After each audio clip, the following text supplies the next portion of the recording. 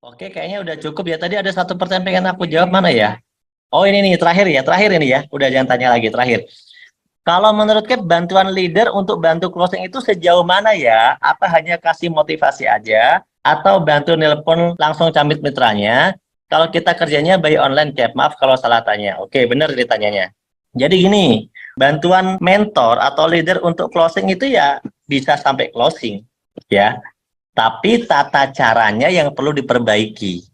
Makanya kalau di training dasar seperti net, itu diajarkan cara prospek yang benar. Yaitu bagaimana tugas kita, kalau kita mau minta tolong sama mentor kita, ya kita itu harus ngerti cara menyambungkan dengan baik. Nyambungin dengan baik itu harus ngerti. Tidak boleh pasrah bongkoan kalau kata orang Jawa. Pasrah bongkoan tuh gini, plan. Ini ada prospekan, ini nomornya, tolong teleponin dong, tolong prospekin.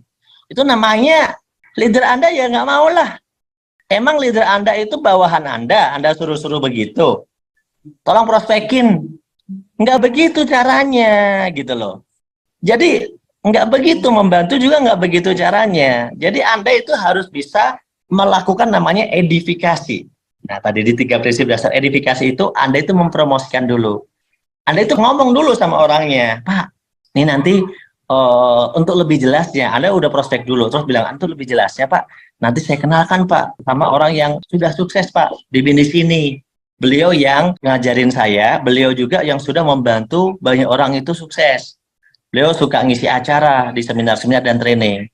Nah, saya coba cari waktu Pak ya, ini beliau kan lumayannya waktunya sibuk Pak, tapi saya carikan waktu, ternyata beliau besok ada waktu Pak luang. Ada udah janjian tuh sama mentor.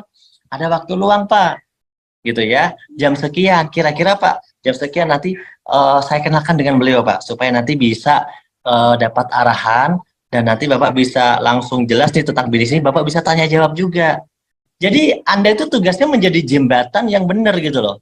Supaya mentor ini punya postur, jangan bilang Pak tolong teleponin dong lah. Kalau mentor Anda yang telepon, mentor Anda dianggap sales Bapak Ibu. Mentor Anda bukan sales semacam itu. Anda yang mempromosikan dia itu mentor sukses gitu. Itu caranya.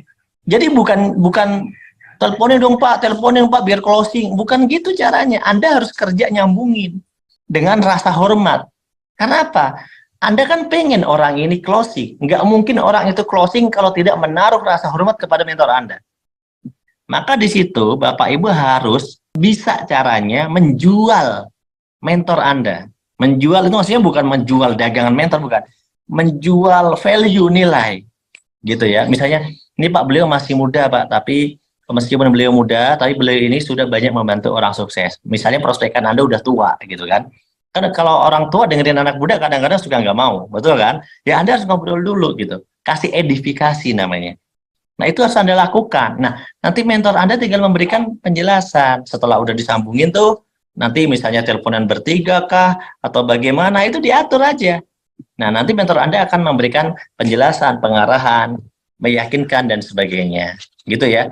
Itu tetap bisa dilakukan dan harus dilakukan. Istilahnya kalau di dalam training net itu, di dalam good team player, itu kita kasih nama three-way call. Ya, maksudnya teleponan bertiga. Tapi mentor Anda tetap harus punya postur. Begitu kira-kira gambarannya ya.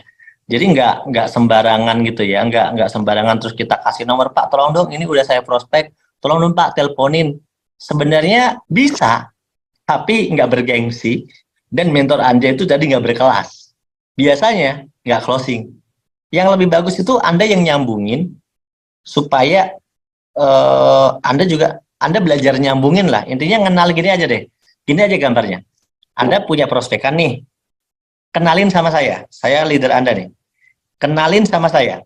Saya mau tanya, gimana caranya Anda kenalin orang itu ke saya? Nah, kalau caranya salah, nanti respect dia ke saya juga salah. Misalnya gini, Pak, nanti ngobrol sama Nurholis aja ya Pak.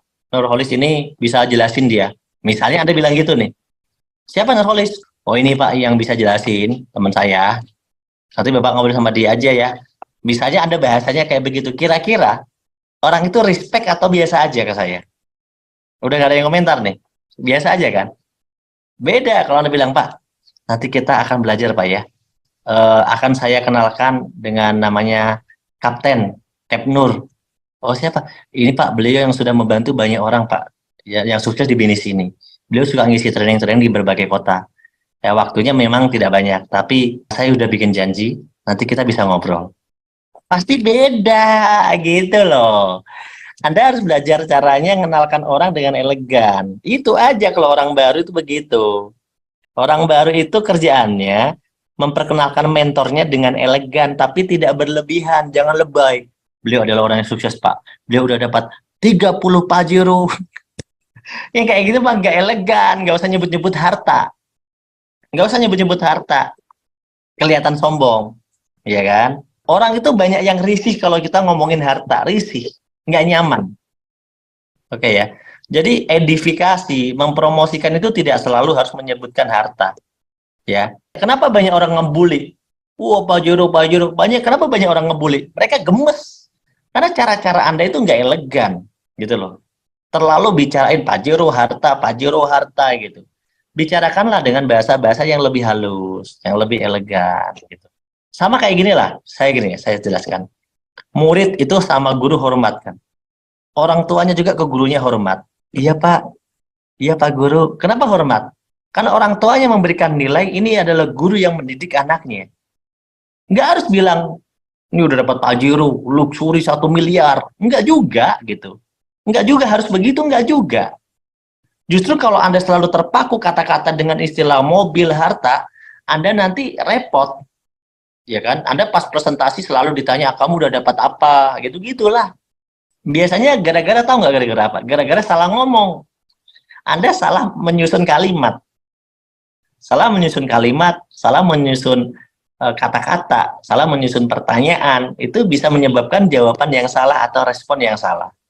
Ya, jadi intinya orang baru cara yang penting, orang terakhir dari saya, penting orang baru adalah belajarlah edifikasi atau mempromosikan seorang mentor kepada prospekan Anda, mempromosikan mentor atau acara seminar kepada prospekan Anda. Tugas Anda itu ngejual acara sama ngejual mentor. Nah, gimana cara ngejual? Nah, itu yang harus Anda pelajari dan harus Anda olah, Anda asah. Bagaimana cara ngejual mentor biar elegan, ngejual acara biar orang tertarik untuk datang ke sebuah acara. Itu aja buat orang baru. Itu kuncinya. Kuncinya itu, Anda nggak harus presentasi A sampai Z, nggak harus jelasin dengan detail, nggak harus jelasin ini itu nggak. Itu nanti nggak perlu sebenarnya. Di awal-awal nggak perlu itu. Ya, Anda cukup pinter-pinterlah melakukan namanya edifikasi atau ngejual, mempromosikan dengan elegan seorang mentor yang sukses, ya, dan juga acara-acara yang memang layak untuk dia itu hadir ke acara tersebut. Nah, kira-kira begitu.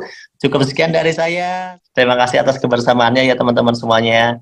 Saya sangat bersemangat karena saya senang berbagi. Ya, semoga Anda tidak bosan-bosannya nanti ketemu lagi. Yang penting no baper.